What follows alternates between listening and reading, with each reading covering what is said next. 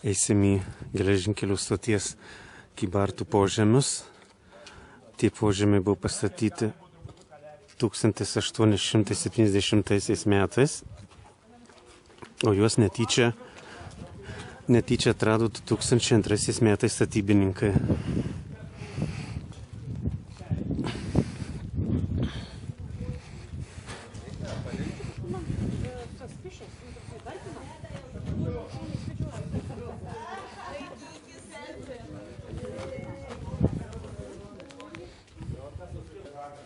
Čia va nusileidom tokiais laiptukais.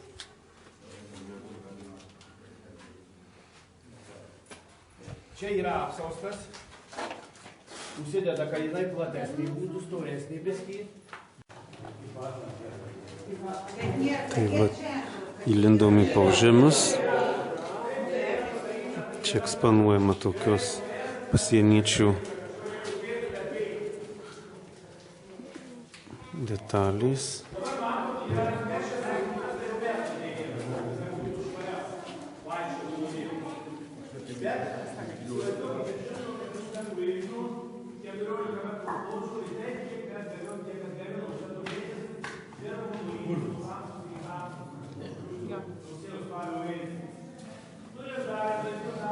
Čia yra nuotraukos, kaip buvo.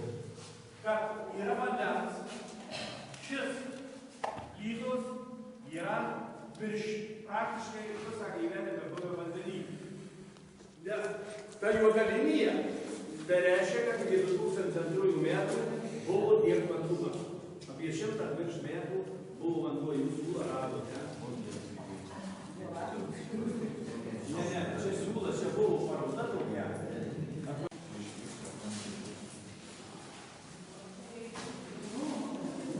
Sako, čia kampe yra atsivėręs šaltinis. Jį galima naudoti net gerti. Bet čia matote, kur ta ant šitų kolonų juoda linija, tai iki šios vietos buvo apsemta vandeniu. Tai faktiškai va mano ūgio, 1,70 m, apie 2 metrus čia buvo vandenio. Čia buvo viskas užmūryta, užlieta. Tai kad nupumpuoti vandenį besikaupiantį pastoviai, tai yra įrengtas siurblys, drenažas ir pastoviai yra nudrenuojamas vanduo. Ir kai siurblys sugenda, tai greitai labai prisikaupia vandenio.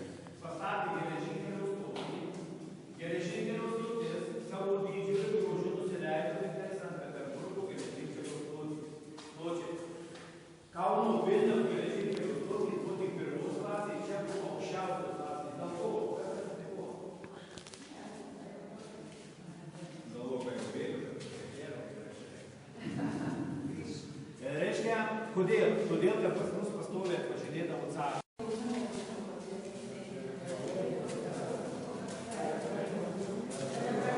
Čia šitoje vietoje buvo, kaip sakyti, sandėlininkas, specialiai padaryta tokia, kaip sakyti, mumija. Čia pats organizatorius viso sandėlio. Čia pavyzdys, kokiais vežimukais vežė tas prekes. Čia, aišku, per vidurį buvo nutiesti bėgeliai.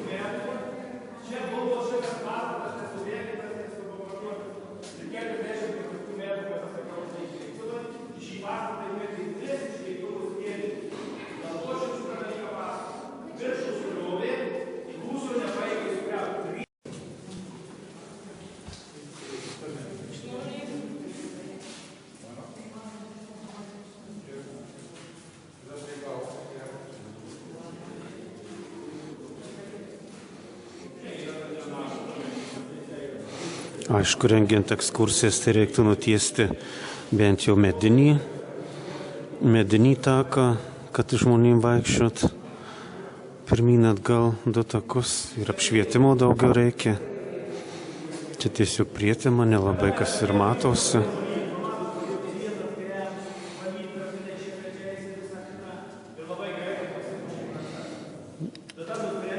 Daug pelėsių, drėgmės, čia pelyje viskas. Toks drėgno molio kvapas. Ir tik tai mes metrų valanų čia, bet pažiūrėkit, neišdžiūvę dar. Kodėl? Todėl, kad apie 100 metrų čia buvo viskas vanduo. Ir kaip jis buvo statomas? Labai paprastai. Tarp kita ko jį projektavo vokiečiai su.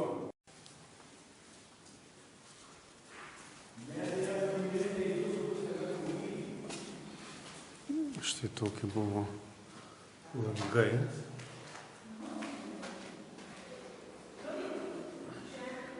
Tokio dydžio ertmės. Gidas pasakoja, kad į plytų sudėtį buvo dedama galvijų, nugaišusių galvijų, kaip sakyta, mėsa, tokia košeliena į tą sudėtį ir kaip čia ardė tą viską, tai netgi balandis išlėsė, kai buvo išmesta į lauką tas betonas, tos plytos, tai balandis net maitinosi lėsi.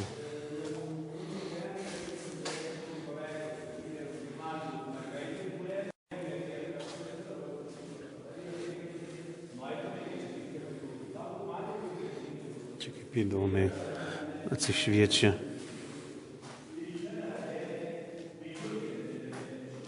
Per skylę ertmę. Šviesulys. Čia aš prisijungiau prie tokios ekskursijos iš Klaipėdos rajono.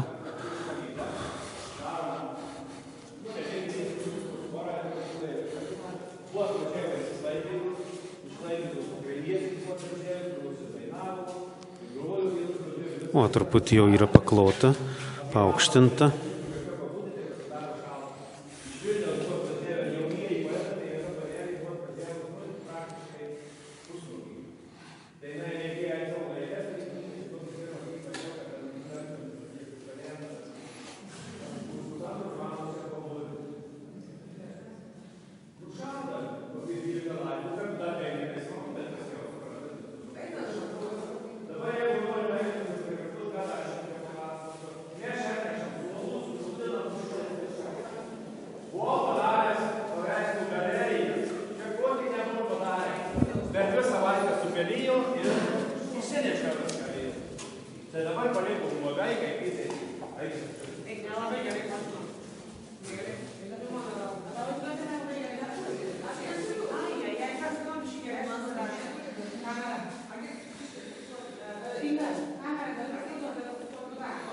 Čia gylis ne visai nedidelis. Aš įsivaizduoju, kad čia labai gilus gylis.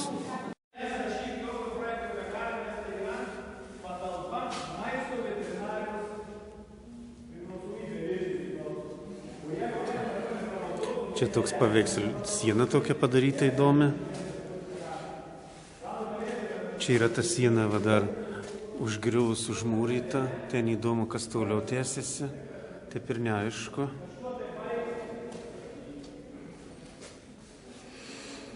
Tai va, grupė ir mane nupaveikslavo.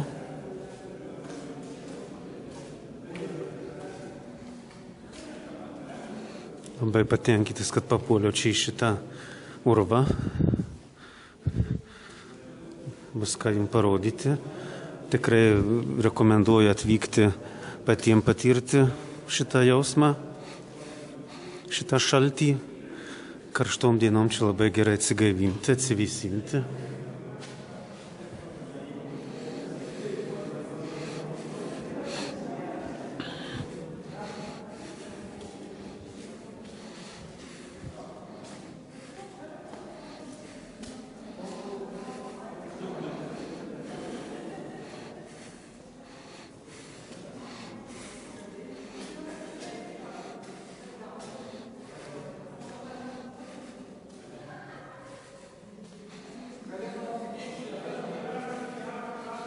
Bet va, tų plytų, tų sienų koks storis. Matosi čia.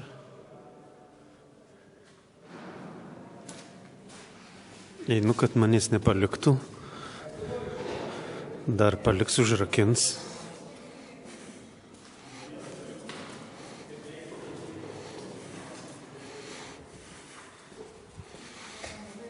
Čia nepaklausim, kažin nesivaidena čia.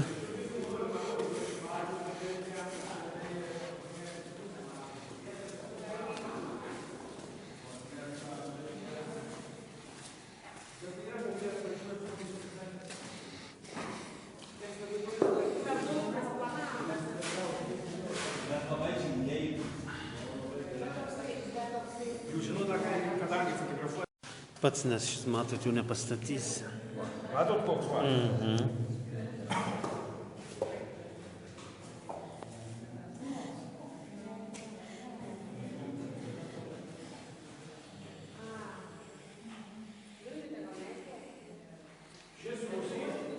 Šis požemis yra viadukas, kuris yra pats ilgiausias.